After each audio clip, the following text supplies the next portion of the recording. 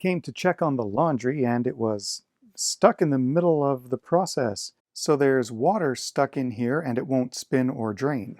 I noticed there's no clicking sound as there usually is when the lid is lowered or raised.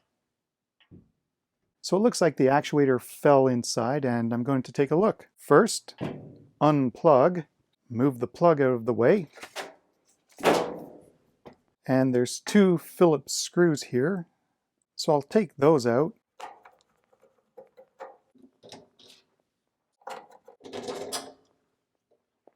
If I need to, I can move this basket a little. And now I should be able to get the switch out. So here's where the 2 screws hold it together. So the glue that holds the lever here onto the rest of the switch just has failed. But when you hold it together, the actuator behaves normal and springs right back as it should. So I'm going to tie wrap this and hold it together this way.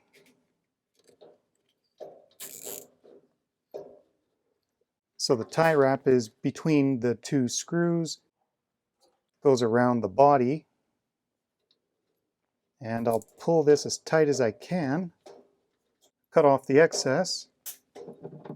Now it's springing back exactly as it should. So I'll reinstall it. I'm just reversing a little until they snap into position to minimize cross-threading.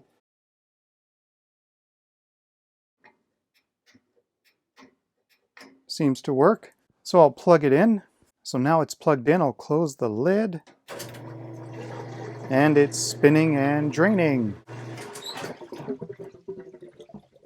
All right. So it was the lid switch. The glue can fail over time, or if the lid is dropped too fast, this actuator could cause damage. Now it's up and running again.